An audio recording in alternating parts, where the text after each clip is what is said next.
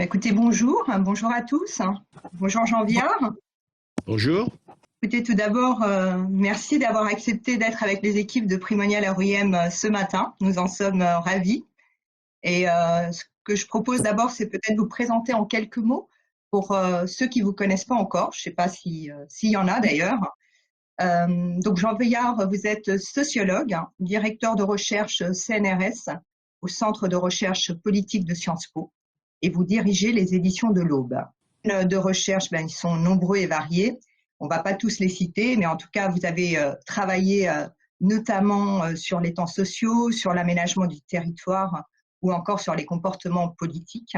Et puis, vous êtes aussi écrivain, puisque vous avez écrit de nombreux livres, et notamment le dernier, Le Sacre de la Terre, qui est paru aux éditions de l'Aube, je crois, en tout début d'année.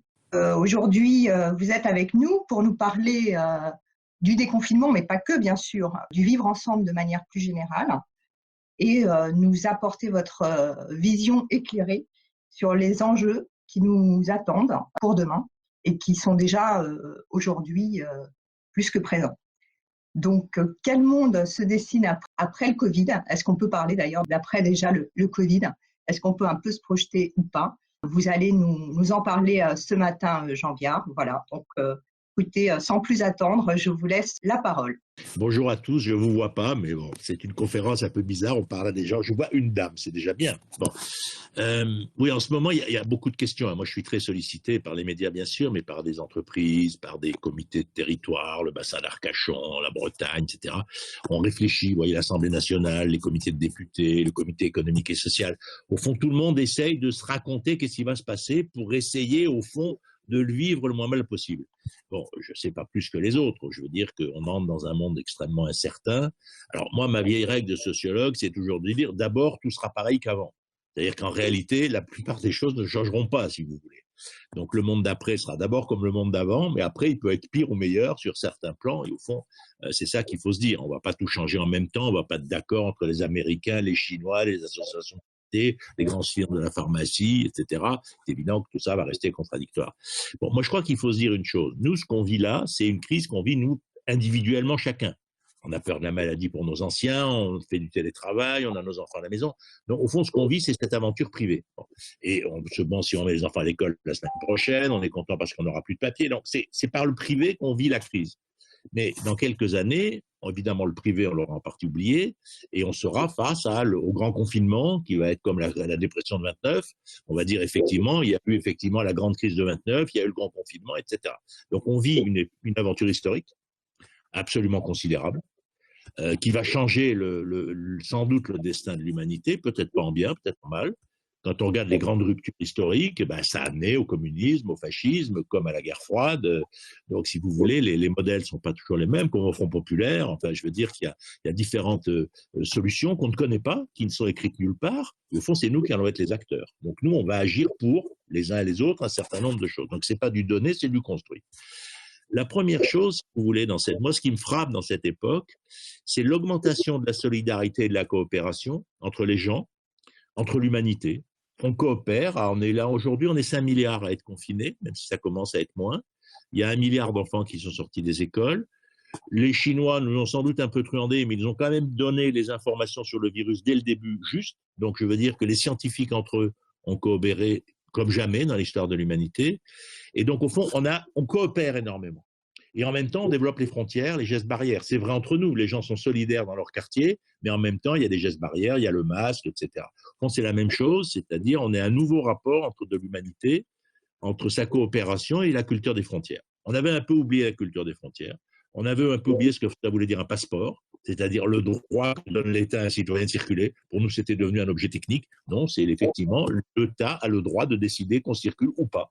Et toute l'humanité a toujours été d'accord sur le principe du passeport. Et de l'autre côté, on coopère comme jamais. Et donc, si vous voulez, cette crise aurait dû tuer entre 50 et 100 millions de personnes, à peu près, si on compare aux pandémies précédentes. Et on va s'en sortir, je ne sais pas, entre 1 et 2 millions.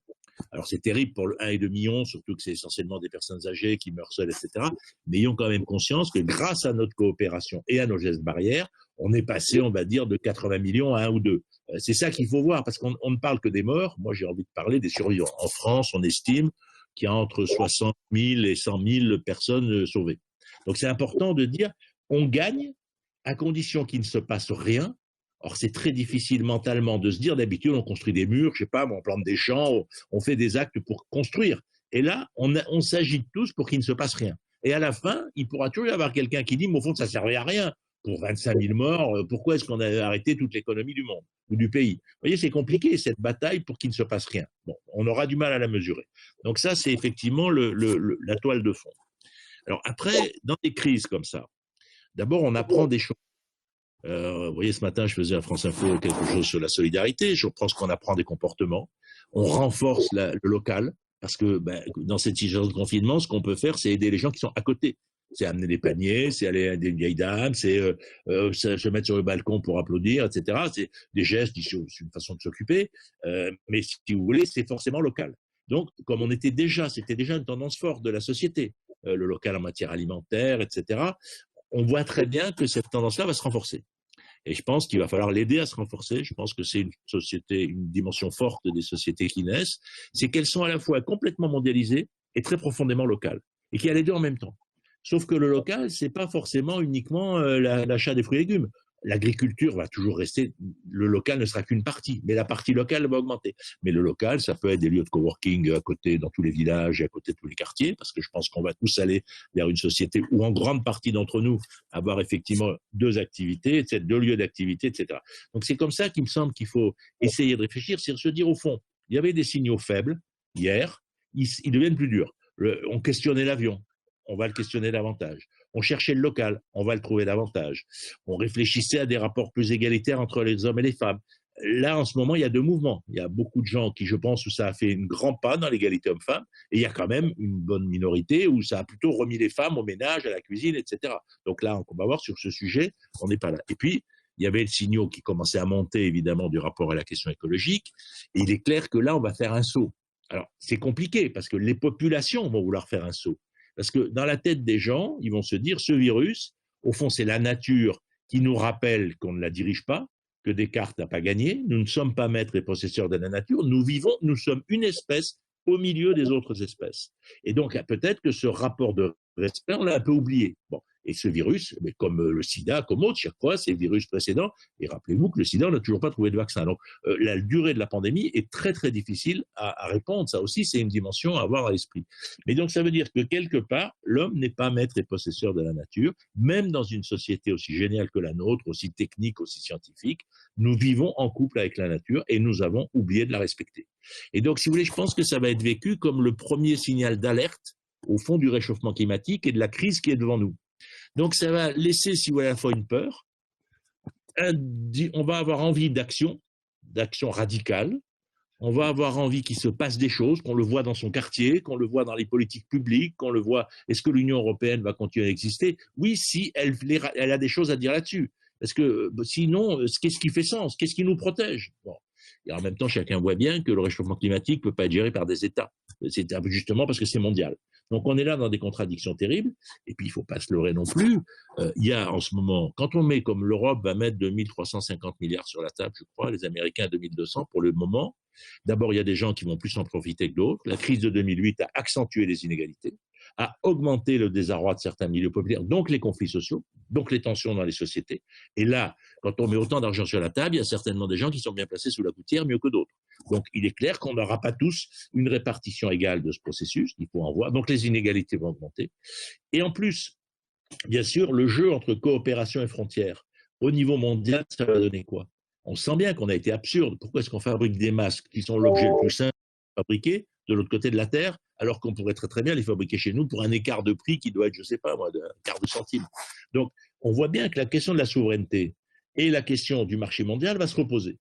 Alors, nous, on est dans une période qui dure depuis 50 ans, où en gros, petit à petit, les Chinois sont entrés sur le marché en 80, à l'époque de Reagan, on ne va pas rentrer dans la politique, ce n'est pas le sujet, mais en gros, depuis 50 ans, le marché a imposé l'idée qu'il était plus efficace que tout le système politique pour améliorer la vie des gens, en gros. Et ce n'est pas faux, on vit mieux. Le totalitarisme a reculé en Europe, les médicaments sont beaucoup moins chers alors qu'ils sont de plus en plus complexes, parce que si on devait faire tous les médicaments en Europe, on ne pourrait pas se soigner, ça c'est hors de prix.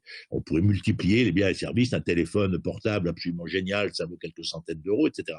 Donc le marché a régulé. Et donc, au fond, on pourrait dire que le consommateur a écrasé le citoyen au niveau individuel, au moment où le marché a écrasé l'État et la politique. Et ça, c'était les 50 dernières années. C'est une période de l'histoire du monde, bon, qui a amené des avantages, des inconvénients. Bien.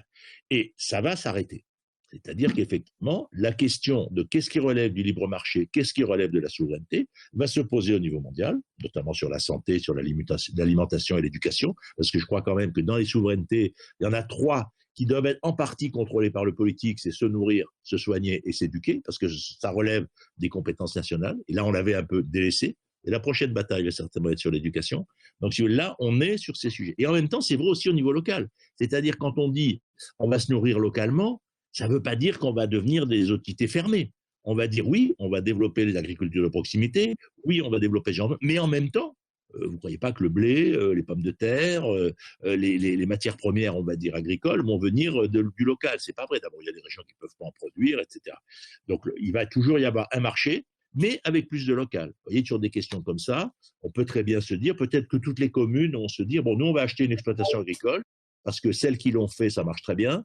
Et du coup, quand on nourrit ses enfants avec sa propre exploitation, ben, la commune de Montsarcou l'a fait, mais ce n'est pas la seule. Ben, du coup, d'abord, les enfants voient ce qu'ils mangent, ils vont dans l'exploitation avec leurs instituteurs, ils voient les productions, et puis on connaît la qualité des produits, donc ça sécurise les familles. Bon. Donc, ce modèle d'une agriculture, par exemple, liée à l'éducation nationale, peut devenir un modèle qui ferait, il y a 440 000 fermes en France, peut-être qu'il y en a 10% qui vont basculer là-dedans, il y en a 10% qui vont basculer sur le bio. Vous voyez, c'est ce genre d'évolution, mais il ne faut pas croire pour autant que ça va être toute l'agriculture. L'agriculture est un marché mondial, l'Afrique du Nord ne sait pas se nourrir sans l'Europe, etc.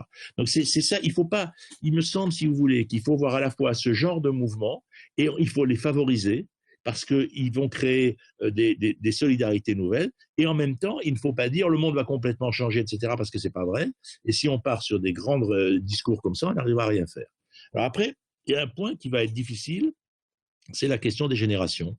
Parce qu'il est clair qu'on voit bien que depuis un moment, on disait oui, d'abord on a commencé à augmenter les impôts sur les retraites. Je vous rappelle le président de la République, il y a 3 ans. Après, on a annulé cette augmentation. Après, on a discuté des retraites. Comment les générations vont être gérées? Et en plus, comme c'est les retraités qui ont plutôt des revenus, bah, ils vont plutôt payer une partie du remboursement de la crise. On ne va pas faire payer aux jeunes, ils démarrent dans la vie très bas. Comment on fait pour ne pas augmenter les tensions entre les générations? Par exemple, pour vous donner un exemple simple, moi je pense qu'il faut massivement faire du logement pour les retraités dans les immeubles et qu'on puisse avoir ses vieux parents dans le même bâtiment que là où on habite. Et qu'à la limite, dans une tour, il y ait 10 logements pour des retraités et une infirmière qui s'en occupe. Je veux dire, on peut très bien déplacer le personnel et avoir une vision plus tribale de la famille. Ce que les gens demandent, d'ailleurs, les gens qui ont de l'argent le font depuis longtemps, de rapprocher les générations dans l'espace. Évidemment, les milieux populaires ne peuvent pas puisque le HLM refuse le rapprochement des familles. Vous voyez, il peut y avoir ce genre de choses. Donc la question des générations, à mon avis, va être un enjeu. Et là, les gens seront accueillants à des propositions. Donc là, il y a un vrai sujet. Il y a un deuxième sujet qui va être le lien entre le virtuel et le réel. On est rentré dans la civilisation du numérique. Comme après 1945, on était entré dans la civilisation de la voiture et du pétrole. Parce qu'avant, il y a peu de gens qui avaient des voitures, et puis avec la guerre de 39-40, tout le monde s'est mis à avoir une voiture, avec les majors du pétrole ont régulé le monde, les guerres étaient des guerres pétrolières, etc. Là, c'est les GAFAM qui d'un coup prennent la main. Et de la même manière, c'est-à-dire que le lien entre les hommes, ça ne va pas d'abord être je prends ma voiture, je viens de voir, ça va d'abord être on se connecte, on se regarde sur Internet. Ça ne veut pas dire qu'on va faire que ça, mais ça veut dire que le lien premier, ça va être ça. Donc si vous voulez, ça veut dire qu'en termes économiques, les GAFAM, les pays qui ont des GAFAM, vont être effectivement les opérateurs. La bataille sur la 5G, la bataille sur l'intelligence artificielle, la bataille à l'intérieur de l'Europe pour fabriquer des entreprises capables du fait qu'on ne soit pas entièrement soumis à ça, ça va être des enjeux absolument gigantesques. Et ça, si vous voulez, ça va être des enjeux, y compris parce qu'il va falloir réguler. D'abord, il y aura des problèmes de droit du travail. Comment est-ce qu'on régule? Par exemple, est-ce qu'on peut décider que tous les gens qui ont été là, comme on dit nous, en travail par le numérique, les 30% de Français qui travaillent de chez eux, est-ce que dorénavant, ils pourront continuer légalement à travailler de chez eux quand ils n'ont pas besoin d'aller dans leur bureau? Est-ce qu'on pourra dire qu'ils ont légalement le droit d'aller ou pas au bureau en fonction de ce qu'ils ont à faire? Est-ce que ça va être dans les contrats de travail? Est-ce qu'on va modifier ce genre de choses? Est-ce qu'on va partir de l'idée que pour diminuer les tensions dans les transports, si ces 30% de gens restaient chez eux 2 jours par semaine, ça aurait évidemment un effet transport gigantesque.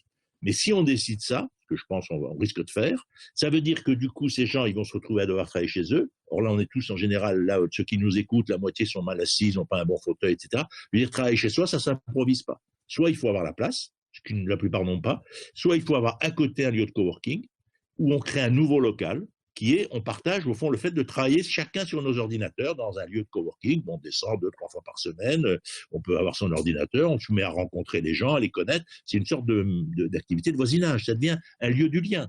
Ça devient un lieu d'utilisation de la base des immeubles. Au lieu de les laisser aux jeunes dealers, on pourrait peut-être en faire des salles de coworking à certains endroits. Dans plein de petits bourgs, on pourrait créer une salle de coworking sur la Grand Place. Moi, je sais qu'à Pont-l'Abbé, je viens avec des copains, on vient d'acheter un hôtel pour faire ça, pour voir comment ça marche. Et donc, si vous voulez, ça va se multiplier, ces lieux. Le rapport entre tiers-lieux, coworking, lieux d'information des services publics, c'est-à-dire que les gens pourront aller faire leurs impôts, machin et tout. Le virtuel, si vous voulez, il doit rentrer dans le réel. Et pour ça, il doit avoir des lieux. Donc, il va y avoir des lieux dans les villes où on sera sur les réseaux virtuels. Et à l'inverse, dans l'ensemble des activités, quelle est la part du virtuel par rapport à la part du réel? Comment un livre vient de l'auteur à ma bibliothèque? La chaîne du livre, comment elle fonctionne? À quel moment elle est transportée par qui? Je prends l'exemple du livre parce que je suis éditeur, mais on voit très bien ça. En ce moment, il y a Amazon qui amène le livre chez moi, et puis il y a le libraire de quartier qui me dit viens dans ma librairie, c'est un lieu sympa et convivial. Oui, d'accord, mais il faut que je me gare, il n'a pas le livre, je le commande, je reviens, etc. En gros, finalement, il me faut une semaine et ça m'a pris 3 jours. Comment les deux systèmes vont se marier? Actuellement, Amazon capte. Peut-être que demain, la plupart des débats ont un coursier. Si j'ai besoin d'une pizza, j'ai un coursier. Si j'ai besoin d'un livre, il faut que j'aille le chercher. C'est très bien dans la librairie, c'est un lieu de convivialité. Des fois, j'y vais que pour faire la conversation, etc. Mais est-ce que chaque fois que j'ai besoin d'un livre, il faut que j'y aille? Avec des problèmes de parking, etc. Je prends cet exemple parce que c'est pareil pour les pharmacies. Est-ce que les pharmacies vont comprendre qu'elles doivent livrer les médicaments à leurs clients? Parce qu'Amazon est en train de racheter des pharmacies, puisqu'il faut en avoir au moins une pour faire de la vente en France, et Amazon va se lancer dans les pharmacies. Mais si les libraires ne mènent pas les médicaments chez les gens, Amazon le fera. Et donc les pharmacies vont reculer. Donc dans tous ces secteurs, la répartition de qui transporte à quel moment va devenir une question de plus en plus importante, parce qu'en ce moment, le nombre de gens qui achètent sur Internet, qui apprennent à acheter sur Internet, c'est un apprentissage qui va leur rester. Donc ils vont modifier leurs habitudes de consommation. L'ensemble des supermarchés, en ce moment, on y va, on se garde dans la voiture, on met les paquets dans le coffre, etc. Donc ce genre de mode-là, il va aussi rester dans les habitudes des gens. Il y a plein de gens qui ne savaient pas faire ça, ils savent le faire, donc ils vont continuer à le faire. Donc cette question de comment on circule, et après comment on circule dans la ville. Regardez Monaco, ils ont mis un système très rigide de régulation des livraisons, c'est-à-dire que vous ne pouvez pas prendre votre camionnette et aller amener chez quelqu'un. Tous les jours, à la même heure, il y a une camionnette qui fait chaque rue. Et il y a un lieu de stockage où par rue on met les paquets, et puis la camionnette tourne, au lieu qu'il y en ait 10, 20, 30 dans la journée, on régule le flux. Bon. Est-ce que ce flux va être sur des véhicules électriques? Quand est-ce qu'on va imposer la livraison sur des véhicules électriques? C'est pour prendre, vous voyez, toutes ces chaînes de soins qu'on va sans doute développer. Mais la question, c'est le lien, c'est le rapport entre le virtuel et le réel, et la part du virtuel dans chaque travail. Actuellement, il y a ceux qui travaillent chez eux et ceux qui vont travailler. Mais même dans un supermarché, il y a du temps où on est sur son ordinateur. Il y a plein de gens qui peuvent rester un jour chez eux sur l'ordinateur, peut-être. Même le type qui fait les réachats dans un supermarché, il y a des moments, il est là, il met les trucs dans les étagères, puis il y a des moments, il fait les commandes, il dit, bon, attends, il manque ça, on commande, à qui le fournisseur en a pas, etc. Donc, quelle est la partie du lien virtuel qui va se passer? Moi, je pense qu'il y a énormément de gens qui vont pouvoir n'aller sur leur lieu de travail que 2 ou 3 jours, peut-être 4 jours. Mais déjà, si vous ne diminuez que d'un seul jour, c'est évidemment important. Vous voyez des choses comme aux États-Unis, par exemple, j'ai vu le développement des week-ends de 3 jours. C'est un modèle que je trouve extrêmement intéressant. C'est-à-dire qu'il y a 4 jours, tout le monde va travailler. Et le vendredi, les écoles ne sont pas fermées, il n'y a pas cours. Donc les enfants restent à la maison. Mais c'est le jour de la formation des profs, ce qui évite qu'ils soient absents d'autres jours et que les enfants n'aient pas cours. C'est le jour où on convoque les parents s'il y a un gamin qui a besoin. C'est le jour où il y a des cours de rattrapage pour un gamin qui est en difficulté. C'est-à-dire on considère qu'il y a la règle et puis le jour du bricolage, on va dire. Et puis les autres, ils sont à la plage. Et donc, plutôt que d'avoir des jours, il manque la moitié des enseignants, votre gamin, le prof de maths n'est pas là, il est en formation, etc. Et là, les profs sont là tous les jours, mais pas le vendredi. Vous voyez, ce genre de modèle d'organisation est devant nous. Alors après, évidemment, ça va entraîner donc ce lien entre virtuel et réel, ça va entraîner un nouveau rapport au transport, parce qu'en tout cas maintenant, mais peut-être pour longtemps, les gens vont dire, attendez, bon, le transport souterrain, le métro, le train, l'avion, bon, ça risque il y aura des peurs, parce que là, ils sont bien gentils de dire qu'on met qu'un siège sur 2. En gros, ça veut dire qu'on va quasiment doubler le prix des places. Alors ça va devenir que l'avion va devenir un objet de luxe, encore plus. Est-ce que c'est vers ça qu'on va, un écart entre ceux qui pourront plus payer l'avion et ceux qui vont pouvoir se le payer? C'est très bien d'avoir une place sur 2. Ou est-ce qu'à l'inverse, les gens vont dire, attendez, tous ces trucs collectifs, j'ai peur, surtout que, comme ils vont être en difficulté, la SNCF a perdu 2 milliards, Air France 7. Ça veut dire quoi? On met de l'argent, Mais derrière, il va y avoir des conflits sociaux parce qu'il va y avoir des licenciements. Donc non seulement actuellement on a peur de prendre le train ou le métro que la pandémie, mais si derrière il y a à nouveau des conflits sociaux, à nouveau on va se dire non mais la métropole c'est plus possible. C'est un modèle de mode de vie qui n'est plus adapté à nos sociétés. Donc si vous voulez, tout ça est devant nous. Alors la première évidence chose, c'est que on va se développer plus à pied, plus en vélo et plus en transport public en hauteur. Parce qu'il y a l'intérêt d'un tram, c'est que d'abord, vous pouvez aller à pied d'une station à une autre, et puis si vous voyez qu'il est bondé, ben, vous prenez celui d'après. Alors que le métro, quand vous êtes descendu dans la station, vous ne pouvez pas aller à pied entre les deux. Et puis vous êtes confiné, vous n'avez pas d'air. Quand vous êtes dehors, vous avez quand même l'impression que si les gens ne marchent pas sur les pieds, vous ne respirez pas. Alors que dans un souterrain, moi franchement, l'aération du métro, en période de pandémie, je serais pour le moins suspecte. Je vais tout faire pour ne pas le prendre. Je me dis très gentiment, mais je veux dire, bon, c'est clair. Donc là, ça va modifier les rapports. Et du coup, ce qui semblait hyper performant, vous dites, ah, moi, j'ai acheté un appart à Montreuil, c'est génial, je suis en bout de ligne. Oui, t'es en bout de ligne, t'es en bout de ligne. Si tu prends plus le métro, t'es pas en bout de ligne, t'es absolument au bout du monde. Donc, vous voyez, tout ça peut modifier les rapports au territoire. Donc, je crois que cette question des transports, y compris, ça va faire revenir la voiture en ville. J'ai déjà vu Madame Hidalgo dire, mais moi, je veux pas qu'on revienne en ville en voiture. Donc, je vais limiter. Oui, c'est gentil, mais bon, moi, je sais pas comment je fais. Moi, j'habite à la campagne, je vais pas aller à Paris en vélo, quoi. Donc, voilà, comment on fait? Une ville, c'est un carrefour. Paris, il y a 2 millions d'habitants, 10 millions dans la périphérie, et à peu près 30 millions de touristes par an, et peut-être 50 millions de gens qui viennent pour leur boulot, ou 100 millions. Donc, comment est-ce que cet énorme nœud peut être géré par le pied et par le vélo? Problème très compliqué, parce que je pense que c'est pas possible. Et en plus, une question qu'il faut faire, c'est que ces nouveaux modes de transport vont se développer, c'est très bien, il faut faire des rues vélos, il faut élargir les trottoirs, enfin tout ça, ça doit être fait maintenant. Mais qu'est-ce qu'on fait pour ceux qui ont moins de 15 ans, pour les mamans avec enfants et pour les gens de plus de 70 ans ou 65 ans? On ne peut pas construire une société uniquement pour le groupe dynamique qui va de 15 à 55 ans. C'est pas possible. Or, c'est ce qu'on est en train de faire. C'est-à-dire, en gros, on dit aux autres, ah ben pour toi, c'est embêtant. Oui, ben tu peux pas faire de vélo, t'es trop vieux. Bon ben tant pis, mon grand, tu viens pas en ville.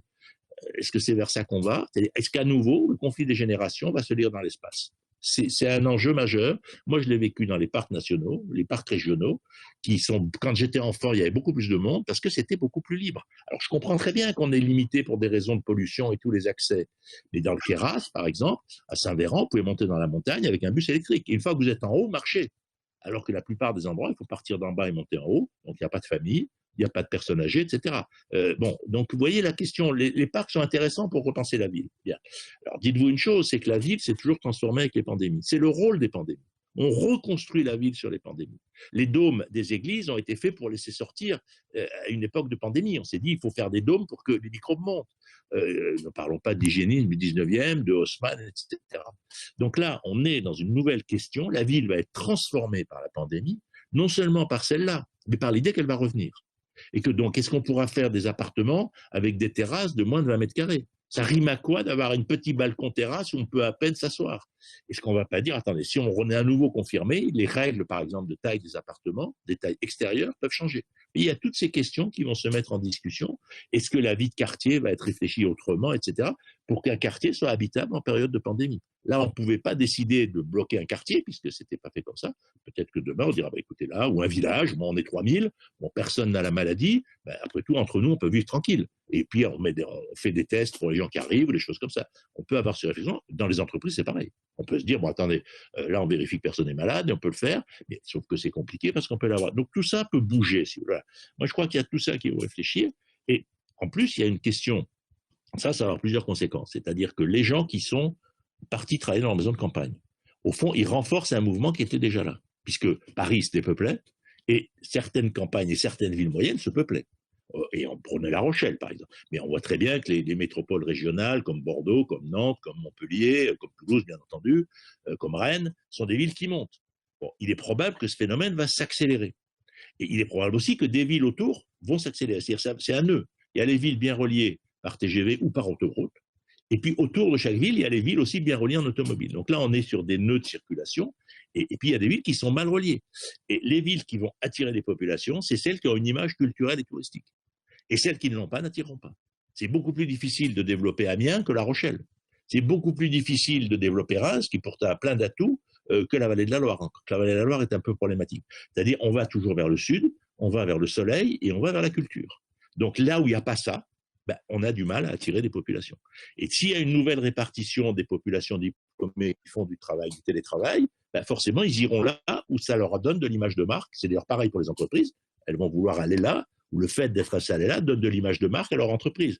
Si vous vous installez, je sais pas, vous voyez, prenez Sedan, c'est une ville qui a du mal en termes d'image. Vous prenez certaines villes, d'anciennes villes industrielles, Pont-à-Mousson, installer son entreprise à Pont-à-Mousson est plus difficile que dans une ville qui a, je vais rester sur La Rochelle, je ne veux pas décrier Pont-à-Mousson, qui a d'ailleurs de grandes qualités architecturales un peu méconnues parce qu'on connaît tous les plans. Voilà.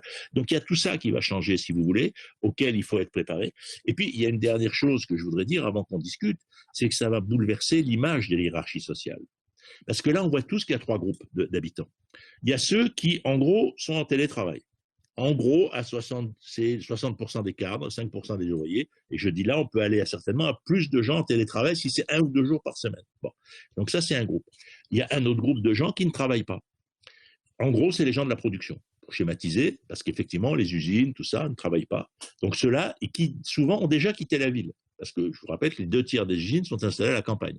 Et que la grande majorité des ouvriers ne vivent pas dans les villes. Ils vivent en dehors des villes. Donc là, on a une deuxième population, mais qui n'est pas le cœur des métropoles. Et puis, on a une troisième population, c'est les gens qui font tourner la ville. J'allais dire les petits métiers de la ville. Ça va de l'infirmière, la femme de ménage, le chauffeur de bus, les boueurs, tous ces petits métiers qui, là, travaillent et qui sont les plus mal payés. Et ils sont les plus mal payés parce qu'ils ne font pas groupe. On n'a jamais vu, alors il y a un peu les gilets jaunes qui les a un peu incarnés, mais les gilets jaunes ont incarné ceux du périurbain et du monde rural qui se sentaient de plus en plus en difficulté parce que le problème du transport devenait central. Ce qui va renvoyer au débat que j'ai eu tout à l'heure sur comment on va circuler en ville. Et là, on a bien vu que la crise des Gilets jaunes a commencé, n'oublions pas, avec le prix du gasoil, etc.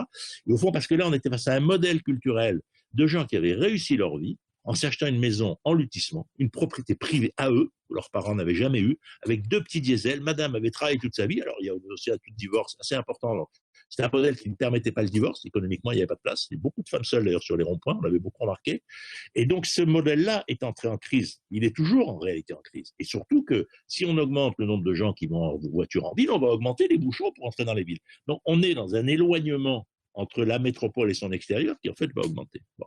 Donc, là, c'est des sujets où comment ces trois groupes, le monde de l'industrie, parce que vous savez, on dit toujours, on ne peut pas augmenter le SMIC parce que ça ferait augmenter les salaires, donc on recule sur la concurrence internationale. Là, ce qu'on voit bien, c'est que c'est vrai pour les gens de l'industrie, qui d'ailleurs sont quasiment jamais au SMIC. Mais ce n'est pas vrai pour toutes ces petites mains de la ville. Il n'y a aucune concurrence pour la vendeuse de supermarché, pour les boueurs, etc. Donc on confond.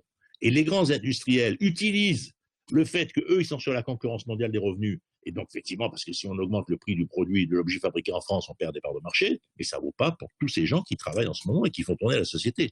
Donc, il n'y a aucune raison qu'ils soient dans la même catégorie. Et ceux-là sont dévalorisés, surtout qu'il y a beaucoup de temps partiel féminin. Et donc, vous savez, la plupart des caissières font moins de 1 000 € par mois. Donc, je veux dire, ce sont des revenus totalement impossibles. Et on se sent, c'est un peu comme les personnes âgées. On a une forme de culpabilité. Ils prennent plus de risques. Alors que des groupes plus protégés, les enseignants, les postiers, certains syndicalistes, en gros, doucement, c'est dangereux. Ben oui, c'est dangereux pour tout le monde. C'est-à-dire qu'effectivement, il faut se remettre à vivre dans une société où il y a un risque de pandémie, en ayant des gestes, en ayant des attitudes, en réorganisant les bureaux. Mais on ne va pas rester enfermé chez nous parce qu'on est payé comme fonctionnaire. Parce que c'est dans le privé, c'est le chômage. Donc à un moment, il faut dire aux gens, attends, d'accord, tu n'y vas pas, mais tu n'es pas payé. Il faut qu'on soit à égalité. Ou alors on paye tout le monde, et on n'y va pas quand même, mais je ne vois pas très bien comment on va faire. Il ne peut pas qu'il y en ait qui, ici, ne vont pas travailler, sont payés, et d'autres ne sont pas payés. Il y a quand même des règles d'égalité, il va falloir les rappeler gentiment, mais la solidarité, elle est pour tout le monde, elle n'est pas que pour les uns, et il y a un certain risque. La façon dont la Poste s'est arrêtée, excusez-moi, brutalement, tout s'est arrêté partout. Dans les tas de petits villages, il n'y avait plus de facteurs. Mais attendez, le risque majeur, ce n'est pas le facteur qui distribue le courrier dans sa petite commune. Donc, on a bien vu une institution, paf, s'arrêter. Et donc, l'école, on voit bien qu'elle a du mal à redémarrer. Il y a des règles, je ne saurais pas faire si je devais réorganiser une classe et tout ça. Mais a priori, les profs devaient tous être dans les écoles en ce moment, discuter comment on fait, et toi, comment tu vas faire, est-ce qu'on fait cours le matin, l'après-midi, je ne sais pas, le dimanche, répartir les cours sur 7 jours, j'ai aucune idée, mais ils devraient être tous en train de discuter en Cénac, école par école, collège par collège. C'est-à-dire, au fond, il y a une chose qui, peut-être on va s'arrêter là-dessus, il y a une chose, moi, qui me semble intéressante, c'est ce qui s'est passé dans l'hôpital. C'est-à-dire, au fond, il y avait des tas de carcans, de calculs. On avait un taux de gestionnaire par rapport aux soignants qui était, quand on part avec l'Allemagne, c'est quand même la première différence. Et là, il y a une espèce de révolution autogestionnaire qui fait que les gens se disent, ça suffit vos conneries. Nous, on a besoin que ça marche. On a des patients à soigner. Donc, on se déplace, on se débrouille. Ils sont auto-organisés. C'est vrai qu'on a ouvert la clé du financement. Mais surtout, ils ont pris pouvoir. Est-ce que ça, c'est un modèle des grands services publics de demain? Peut-être au niveau régional, peut-être ça va être vrai pour l'école aussi. Vous voyez, là, il y a une vraie question. On a un pays où, regardez, 52% des Parisiens sont en télétravail. C'est quoi cette énorme bureaucratie d'État? Moi, quand je suis un peu méchant, je dis au fond, c'est comme sous Louis XVI quand il y avait Versailles, quoi. Il y avait des dizaines de milliers de fonctionnaires autour du roi. Et bien, à Paris, il y a des fonctionnaires de cour qui semblent tout à fait indispensables, qui produisent des normes, qui produisent des règles. Quand ils décident, par exemple, que tous les logements doivent être équipés pour l'handicapé jusqu'au 20e étage, que d'un coup, la salle de bain est plus grande que la salle à manger. Enfin, bon, c'est très gentil, sauf que peut-être que c'est pas vu qu'on sera quand même pas tous handicapés grâce à Dieu, peut-être que c'est pas la peine et qu'on peut être plus près de la réalité de la vie des gens. Donc là, il se peut y avoir aussi contre cette immense bureaucratie d'État qu'on retrouve dans les grandes entreprises, d'ailleurs, cette immense bureaucratie à qu'avoir à Paris, ces wagons de gens en costume-cravate, encore que maintenant, le costume-cravate ne se fait plus, ils vont travailler en jeans, alors ils se cachent. Donc là, on a une production. Et puis, il y a des sujets, l'agriculture va être au cœur des débats, parce que si vous voulez, l'agriculture, on a tous envie d'une vie plus saine. Alors, ça ne veut pas dire grand-chose, une vie plus saine, mais la façon dont on désherbe, les produits contre de phytosanitaires, je pense qu'on va plus mal les supporter. Et pour finir, si vous voulez, au fond, on va mettre énormément de milliards sur la table pour sauver les boîtes. C'est ce qu'il faut faire. Il faut d'abord que les gens ne perdent pas leur travail et que les entreprises continuent. Mais après, cet argent, il faudra le rembourser. Et donc, à ce moment-là, il faut dire aux entreprises, bon, comme on a fait avec Air France, bon, très bien, bon, on vous prête de l'argent sans intérêt pendant X années, mais vous supprimez les vols qui doublent les TGV. Je prends cet exemple. On peut dire aux paysans, on vous a prêté de l'argent, d'accord, mais on ne veut plus avoir de désherbant dans la propriété, débrouillez-vous autrement. Si vous mettez du désherbant, vous remboursez le prêt en entier, sinon on vous abandonne 25%. Moi, je suis éditeur, on pourrait me dire, bon, d'accord, mais tu mets plus du papier recyclé. Je le fais pas parce que c'est plus cher. Alors, j'ai un problème de prix. Mais peut-être que, bon, à ce moment-là, si tout le monde mettait du papier recyclé, peut-être que du coup, le prix baisserait. Je veux dire, évidemment, actuellement, c'est un luxe, hein, c'est le monde à l'envers. Bon. Donc, on peut avoir des contraintes que la COP 21 va nous imposer, enfin, les règles issues de la COP 21, et qu'au fond, la négociation sur la reprise de la dette va en partie être là. Et c'est pour ça que c'est pas aujourd'hui, on ne peut pas imposer à toutes les entreprises qui sont au bord du dépôt de bilan des règles nouvelles d'organisation. Ils sont déjà, il ne faut pas qu'ils se noient. Mais le prêt qu'on leur fait donne un droit de négociation derrière, si on sait leur proposer des solutions pour que ça marche. Donc je pense que d'ici un an, la question de comment on va intégrer prêt et COP21 va être une question absolument centrale sur laquelle il faudra tous qu'on ait des hypothèses de travail à faire et à promouvoir. Voilà, écoutez, je pourrais avoir d'autres sujets parce qu'on vit un bouleversement absolument gigantesque. Mais si vous voulez, pour finir, prenez Paris. Tout le monde sait que les 8 métropoles françaises créent 61% du PIB. Tout le monde sait que c'est dans ces grandes métropoles qu'il y a de l'emploi, qu'il y a un lien entre recherche, université, artistes, touristes. Bon, c'est la créativité des métropoles est extraordinaire parce que le lien virtuel est mélangé au lien physique. C'est-à-dire, vous voyez quelqu'un sur Internet, une heure après, vous vous rencontrez pour faire business. Moi, j'habite dans la campagne, quand je veux aller à Paris, ça me prend déjà 4 heures pour être 5 heures, etc. Donc, la révolution numérique a accéléré la création de richesses dans les 200 métropoles du monde et en France dans les métropoles françaises, et Paris étant la plus grande métropole d'Europe, de l'Union européenne maintenant que Londres est parti, puisqu'il y a Londres et Moscou qui sont aussi très importantes, bien évidemment, mais qui ne sont plus dans l'Union européenne. Donc le jeu de la France, ça va être comment est-ce qu'on arrive à renforcer l'Île-de-France tout en effectivement en tenant compte des problèmes de logistique dont j'ai parlé, ça va être un enjeu absolument essentiel. Voilà, je crois qu'on est sur toutes ces questions, mais au fond la question c'est que l'art de vivre était un peu soumis à l'art de produire, pour le dire comme ça. D'ailleurs, plus de la majorité, 70% des cadres parisiens rêvaient de quitter Paris. Alors, je pense qu'on va mettre l'art de vivre et l'art de produire, disons, au même niveau. Je ne pense pas qu'on va tout changer, mais je pense qu'il y a plein de gens qui ne vont pas accepter de perdre leur vie ou de la gâcher. Il y en a plus qui vont avoir ce sentiment. Moi qui suis allé m'installer à la campagne après 68, c'est un mouvement d'idées que j'ai déjà connu il y a très longtemps et qui avait quand même une influence considérable. Là, on est dans la même question. Je pense que la revendication de la qualité de vie va monter dans les populations. Et pas la qualité de consommation, la qualité de vie. Et la qualité de l'air, le fait que la nourriture soit saine, le fait que les règles de solidarité soient remises à plat, que les communes correspondent à la vie des gens et pas à une multitude de petites structures, on ne sait même pas où elles sont, etc. Tout ça va être mis en débat. Et donc, et ça va dépendre, si vous voulez, pour finir ce que j'ai commencé, j'ai dit coopération et frontières, c'était les deux bases, masque, on pourrait dire, et entraide. Et là, la question, c'est est-ce que c'est la frontière qui va prendre le pouvoir avec des mouvements populistes ou nationalistes, ou est-ce que c'est la coopération avec une règle nouvelle de souveraineté? On va être dans un affrontement politique terrible qu'on voit naître déjà entre les États-Unis et la Chine, mais localement, ça va être exactement pareil. Est-ce qu'on va savoir allier frontières et coopération mieux qu'on ne l'a fait avant? Ou est-ce que la frontière va gagner? Donc le populisme d'extrême droite, c'est évidemment une question qui va modifier tout le reste de ce que je dis, parce que ça ne va pas être évidemment la même art de vivre qu'on va partager. Très bien. Écoutez, Jean-Pierre, moi, c'est toujours passionnant de vous entendre. On a pas mal de questions des équipes de Prem. Je ne sais pas si on aura le temps de toutes les poser. Peut-être une question de Marie qui, en fait, vous demande, est-ce que la crise actuelle acte la victoire des territoires face aux métropoles et des campagnes face aux villes? Non, c'est une question de mariage. Je veux dire, vous savez, les Parisiens, ils étaient mignons avec leurs fermes urbaines. Alors moi, je trouve ça génial, les fermes urbaines. Mais je rappelais toujours qu'ils mangent 1 200 000 œufs par jour à Paris. Et que donc, effectivement, la ferme urbaine, c'est bien, mais je disais en rigolant, je l'ai dit plusieurs fois à France Inter, si vous voulez prendre les poules, on vous les envoie. C'est-à-dire, à un moment, il faut avoir une vision des masses et des mouvements. Moi, je pense qu'on va de plus en plus à être birésident, ce qu'on est déjà très majoritairement. Je vous rappelle qu'en France, il y a quand même 3 millions de familles qui ont une résidence secondaire. Je vous rappelle que les populations immigrées ont en général une maison en Afrique. Ce qu'on oublie toujours, on ne les considère pas, mais quelque part, y compris, il y a quand même plusieurs millions de Français qui prennent leur retraite à l'étranger, dont plus de la moitié sont en fait des immigrés français qui vont finir leur vie dans les Aurès, en Tunisie, au Maroc, etc. Il y a cette diaspora de la retraite populaire est un vrai enjeu parce que ces gens ont des maisons. Donc, le fait d'avoir 2 lieux, à mon avis, est beaucoup plus important qu'on le pense. Moi, je pense qu'on va vers une société du deuxième bureau. C'est-à-dire qu'effectivement, depuis la guerre, ce qui était à la mode, c'était la deuxième maison. Et je pense que de plus en plus, on ira vers le deuxième bureau, quitte à ce qu'il y ait beaucoup plus de gens qui aillent à Paris 1 ou 2 jours par semaine.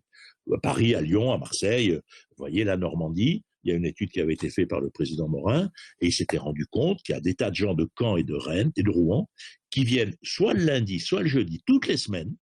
Et si le lundi, ils n'ont pas fini leur petit business, ils reviennent le mardi matin pour terminer. Et le reste du temps, ils travaillent à Caen et Rouen. Et il y en a d'autres qui viennent le jeudi, ils commencent leur semaine dans des villes moyennes, et ils viennent une fois à Paris, quitte à rester le soir s'ils n'ont pas fini. Vous voyez, c'est un modèle qui, à mon avis, va se développer énormément. Et il faut penser deuxième bureau et il faut penser société horizontale. C'est-à-dire, on est dans une société en silo, commune, département, région, etc.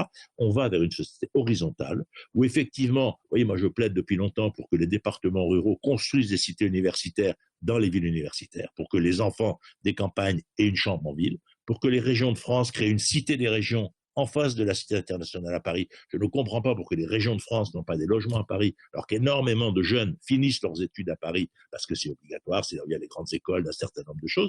Comment est-ce qu'on ne pense pas ce genre de choses? Penser l'horizontalité. Et dans les entreprises, pareil. Parce que vu le prix du foncier dans les villes, vu le prix du mètre carré de bureau, le plus logique, c'est d'avoir un siège social très bien placé à Paris pour l'image de marque et les rencontres internationales et tout ça, et l'essentiel des salariés, là, on peut les mettre, y compris dans des villes qui ne sont pas très attractives, parce que ça peut être des choix stratégiques, par exemple, d'aller à Amiens, parce qu'Amiens, c'est très près de Paris, même si le TGV Paris-Lille ne s'y arrêtant pas, évidemment, la ville est plus loin que Lille, ce qui est paradoxal. Vous voyez, des villes comme ça peuvent trouver une opportunité, et on pourrait dire la même chose pour les fonctionnaires d'État. Je pense que franchement, une grande partie des fonctionnaires d'État installés à Paris seraient extrêmement bien localisés, notamment pour repeupler des régions ou des villes moyennes en difficulté. Très bien. Une autre question de l'équipe commerce. Cette fois-ci, vous avez parlé du lien entre le virtuel qui rentre dans le réel. Est-ce que vous pouvez nous en dire un petit peu plus sur la manière dont vous voyez le commerce pour demain? Est-ce qu'on sera 100% dématérialisé? Non, moi je pense que comme tout, ça va être un mariage. Et ceux qui ne sauront pas faire le mariage vont mourir. Vous voyez, Amazon ouvre des librairies, par exemple, des vraies. Et je pense, c'est ce que je disais tout à l'heure, les librairies qui ne feront pas de livraison, je pense qu'elles vont disparaître. Les pharmacies qui ne feront pas de livraison, elles vont perdre une partie de leur clientèle. J'ai pris ces 2 exemples parce que j'ai ouvert le congrès de la pharmacie et je suis éditeur. Donc, c'est des secteurs que je connais bien, si vous voulez. Et je vois bien, alors les discours, je les connais aussi. Non, mais c'est une ambiance de boutique, etc. Bien sûr. Bon, mais c'est les deux. Et je pense que pour plein de produits, ça va être comme ça. C'est-à-dire qu'effectivement, qui déplace le service ou le besoin?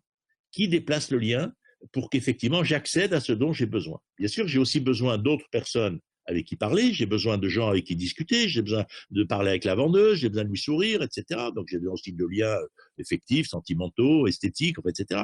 Mais partout, la question va se poser de la relation entre la part virtuelle et la part réelle, je dirais, du trajet entre l'assiette et le champ, si on peut dire des choses comme ça, pour prendre une image de l'agriculture.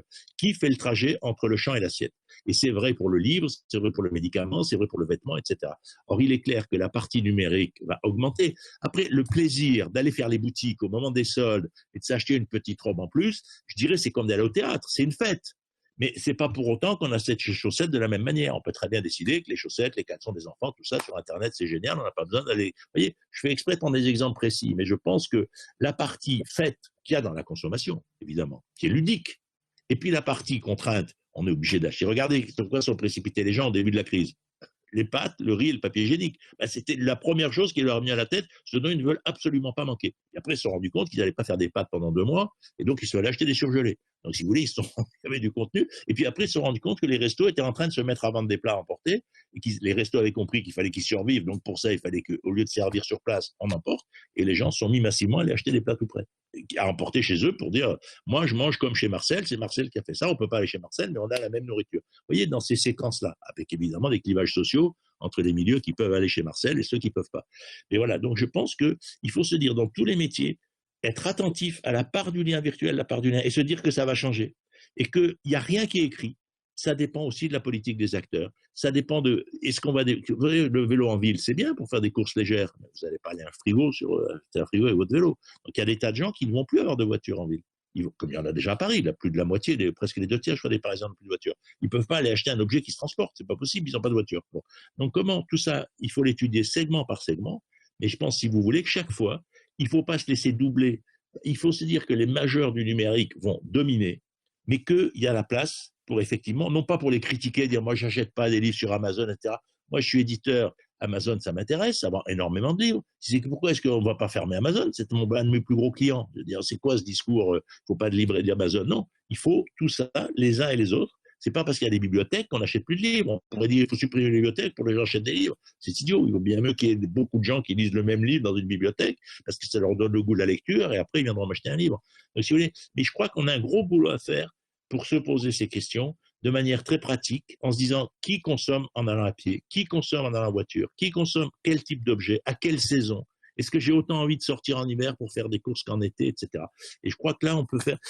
Il faut garder la consommation comme une fête, comme un lieu de rencontre, comme un lieu d'amour, mais il ne faut pas mélanger ça avec le transport que font les femmes la plupart du temps pour aller dans les supermarchés, porter des caddies horriblement lourds, et ramener ça à la maison en montant les escaliers. Pour conclure, finalement, c'est une question plus personnelle. Est-ce que vous êtes optimiste, Jean-Viard, pour l'avenir? Ben, si vous voulez, on était dans un monde chaotique, on ne voyait pas où il allait.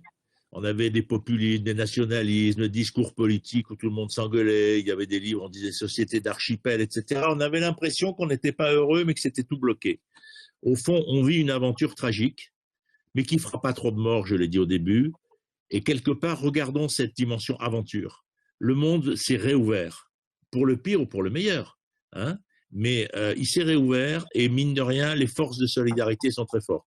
Donc j'ai tendance à penser qu'en tout cas, on va moins s'ennuyer. Maintenant, ça ne sera pas forcément tout le temps pour le meilleur. Bon, écoutez, en tout cas, c'est sûr que c'est tout un programme qui se dessine, au-delà d'un programme des vrais enjeux, effectivement, qu'on doit relever collectivement tous ensemble. Un grand merci, Jean-Viard, vraiment au nom des équipes de Primonial REM, d'avoir été avec nous ce matin et de nous avoir éclairés. On a pris un peu de hauteur. Mais c'était très volontiers. Et à très bientôt. Et on vous souhaite voilà, une bonne journée dans le Vaucluse. Et aux équipes de Prem, une très bonne journée également. Et à très bientôt. À vous aussi. Au revoir. Merci. Au revoir.